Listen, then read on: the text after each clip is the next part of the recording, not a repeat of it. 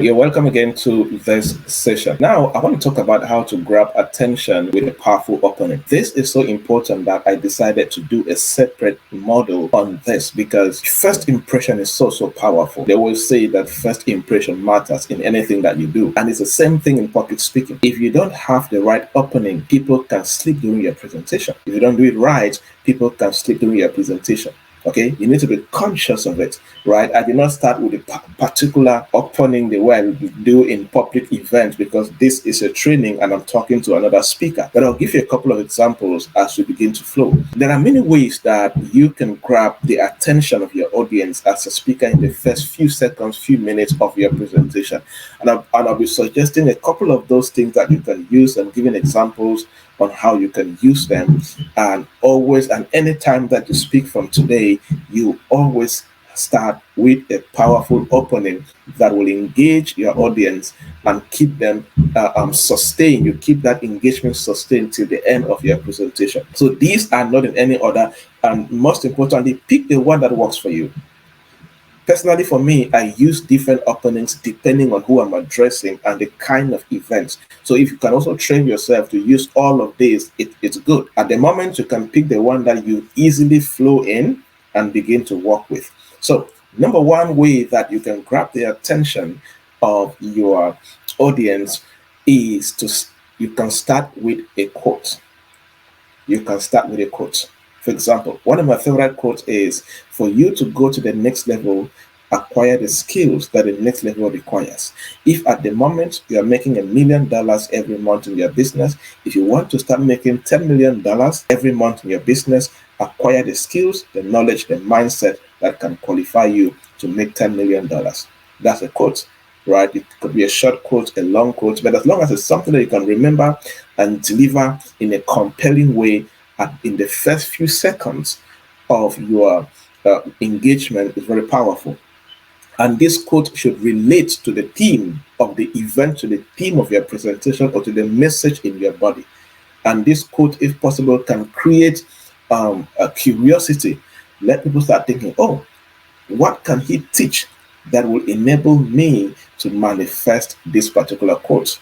You get a difference, so you can start with a quote. Number two, you can start with a major statistic relating to your major message or the theme of the event. It's very important. Don't just give abstract statistics. No, give statistics that relate to the message that you have to deliver or to the theme of the event. For example, research states that 61% of the people claim that public speaking skills improve career opportunities in their lives. Or another statistic could be the percentage of people who fear public speaking increased significantly from 73% in 2010 to 85% in 2019.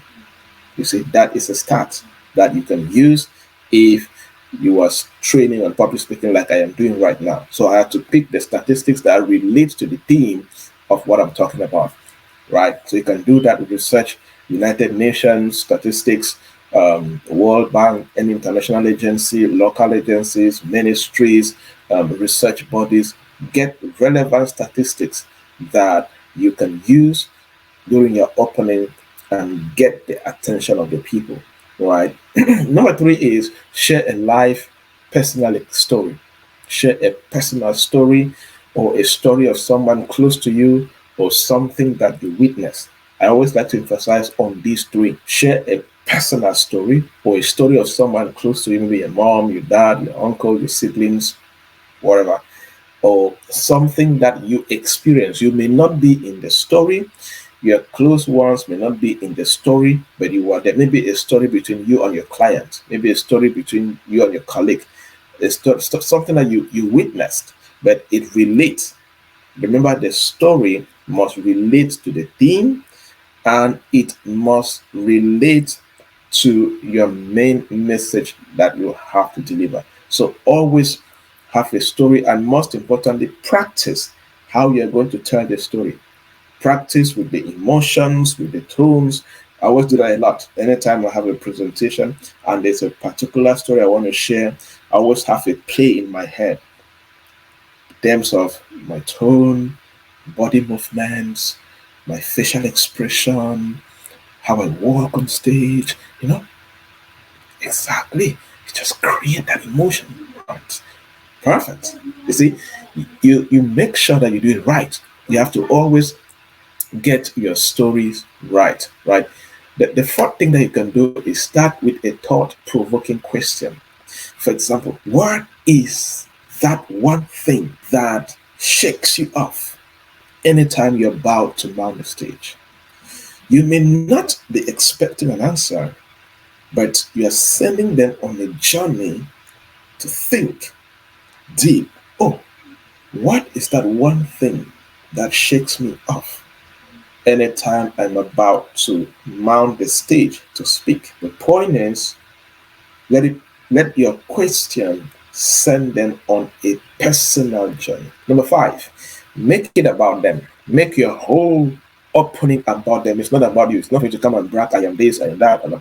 You can use some success story, to engage your audience. But if you're telling a story about yourself, tell it in a way that it is about the audience. Connect your topic to the audience interests, needs, and desires. Connect your question, your quote, your statistics, your story, whatever, to the audience. Show them how your speech is relevant and beneficial to them. It is about them. It's about their interests, their needs, and their desires, not about you. Number six, tell them what is in it for them. Tell them what is in the presentation for them. Clearly communicate the benefits and the value that the audience will gain from listening to you. For example, I could have started this presentation by saying, if you give me 10 minutes of your time, I will show you 7 techniques that you can use to grab the attention of your audience. And after today, you will never struggle in starting any presentation as a speaker, right? I'm telling you what you're going to get, what is in it for you in the next couple of minutes that you spend to watch this session. Number 7, which is one of my favorite, use humor. If you're a funny person, please, it's one of the best things that can happen to you. I am not a funny person, so I keep training myself on how to tell funny stories or to create humor or fun on stage. But please, if you are listening to me and you are a funny person and you're full of humor, you don't know how blessed you are. You don't know how God has gifted you this powerful gift of making people to laugh. Please use it. Use it, but also be careful because people can laugh and then forget about the main thing. But use it, okay? Humor can instantly grab attention. Humor instantly creates a positive atmosphere anytime you're about to speak. The few times I have used humor at the beginning of my presentations, it has always been mind blowing, right? Use it and you will see something transformational happening to you. I hope you learned something new. And the call to action for you is make sure you practice at least 2 of these every week as you train yourself in public speaking by recording yourself on your phone, speaking. Make sure you practice any of this. Start with a quote, use statistics, tell a story, thought-provoking question, make it about them, tell them the benefits, use a fun story, humor, whatever, but make sure you practice as much as possible. And you never grow old when it comes to learning how to grab the attention of your audience at the beginning. Keep on practicing every single time because different people, different class of people will require different ways to open your presentation. The way you can open delivering a keynote in the Senate is not the same way you can do with young people in a university campus, right? So you need to master both ways depending where you find yourself. Keep building that dream.